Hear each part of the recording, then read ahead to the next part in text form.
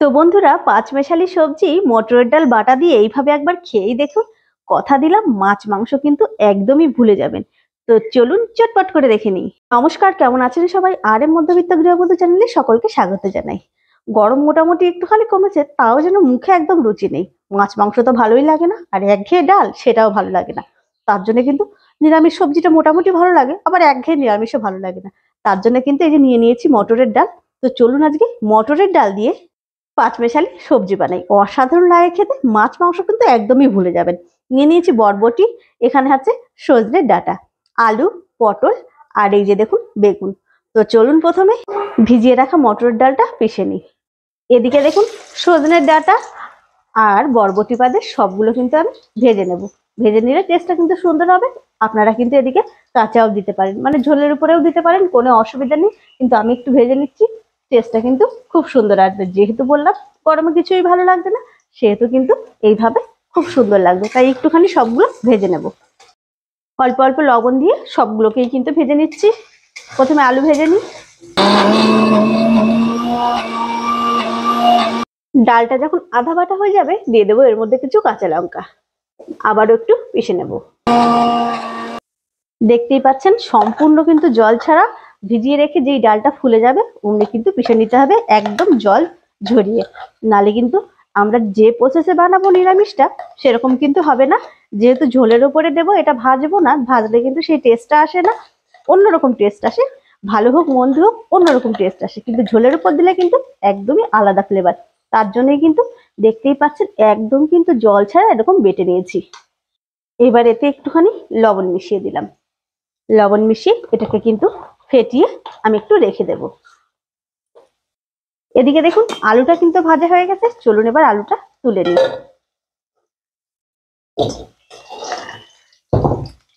এবারে যে পটলগুলো ভেজে নেব।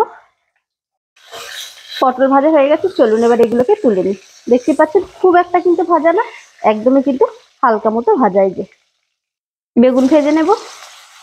বেগুনটা ভাজার সময় অল্প কিন্তু চিনি দিয়েই বেগুনটা ভাজবো, তাহলে কিন্তু অনেক সময় যাদের অ্যালার্জি হয়, চুলকায়, সে সমস্যা কিন্তু থাকবে না।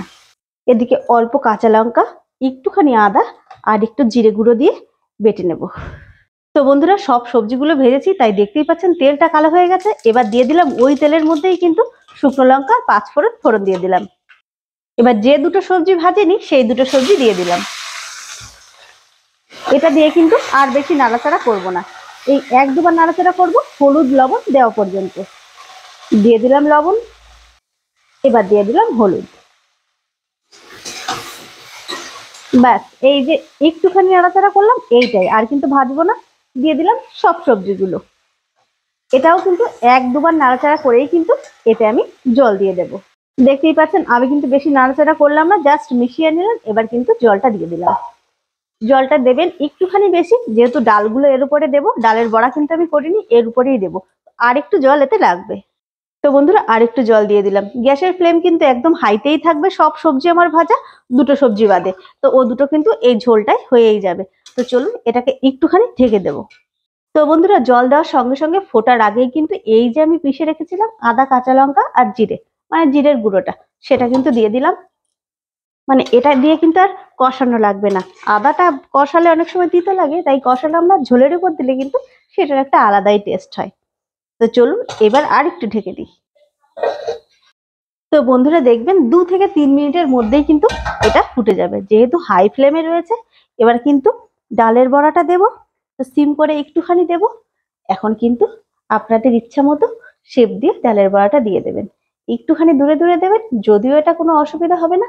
মুসুরির ডালটা হলে কি হয়, তাড়াতাড়ি কিন্তু আটকে যায়, এটা কিন্তু একটু ছড়িয়ে যাওয়ার ভয় আছে। তার জন্য কিন্তু একটু দূরে দূরে এগুলোকে দিয়ে দেবো।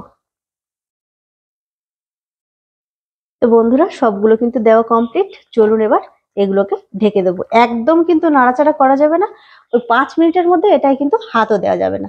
তো এই যে কমপ্লিট হয়ে গেল। এবার চলুন এটাকে ঢেকে দেবো। ওই যে বললাম একদম কিন্তু নাড়াচাড়া করবো না, এবার কিন্তু ঢেকে দিলাম 5 মিনিটের জন্য। তো বন্ধুরা, 5 মিনিট হয়ে গেছে, চলুন এবার দেখে নিই। তো দেখুন একটাও কিন্তু আমার এদিক থেকে ওদিক কিচ্ছু হয়নি। এবার কিন্তু হালকা হাতে এটাকে একটু নেড়ে দেব। এটা কিন্তু আমাদের হয়েই এসছে। এবার যেটা দিতেই হবে সেটা হচ্ছে, যেহেতু নিরামিষ সেহেতু হচ্ছে চিনি দেবো। আপনারা চাইলে কম বেশি কিন্তু করতেই পারেন। দিয়ে দিলাম। এবার কিন্তু আর একটু নেড়ে নেব। খুন্তি দিয়ে না এটা একটু ভেঙে যাওয়ার ভয় থাকে, তাই যদি এরকম নরম স্প্যাচুলা থাকে সেটা দিয়ে করবেন। আর না হলে খুন্তি দিয়ে যারা এক্সপার্ট করতেই পারেন, কোনো অসুবিধা হবে না। আমার এটা ছিল তাই এটা দিয়ে একটু নাড়লাম সেফটির জন্য। তো দেখুন একটাও কিন্তু এটা ভেঙে যায়নি, দেখতেই পাচ্ছেন যেরকম করে দিয়েছিলাম সেরকম করেই কিন্তু আছে। আর এগুলো যে এত টেস্টি হয়, অসাধারণ কিন্তু টেস্ট হয়। আমরা তো ভেজে খাই, এরকম ভাবে দিয়ে দেখবেন নিরামিষের মধ্যে অসাধারণ লাগে। কিন্তু ঝিঙে দিয়ে করেছিলাম এরকম ভাবে, সেটাও কিন্তু দুর্দান্ত টেস্ট, এটাও কিন্তু দুর্দান্ত টেস্ট হয়। চিনিটা দিয়ে দিলাম। তো চলুন আর একটুখানি ফুটিয়ে এটাকে আমরা নামিয়ে নেব। তো বন্ধুরা আমি কিন্তু নামিয়ে ফেলেছি, দেখতেই পাচ্ছেন কতটা লোভনীয় হয়েছে। আর এই গরমে অসাধারণ লাগে কিন্তু খেতে, গরম ভাত, এটা কিন্তু রুটি পরোটা সবকিছুর সঙ্গেই কিন্তু খেতে পারেন। দেখুন ডালের বড়াগুলো কিন্তু ঝোলের উপরে এত দারুণ টেস্ট হয় এগুলো। তো চলুন চটপট করে আপনারাও বানিয়ে ফেলুন। আজকের মতো এটুকুই, আবার একটা রেসিপি নিয়ে আপনাদের সামনে চলে আসবো। টাটা।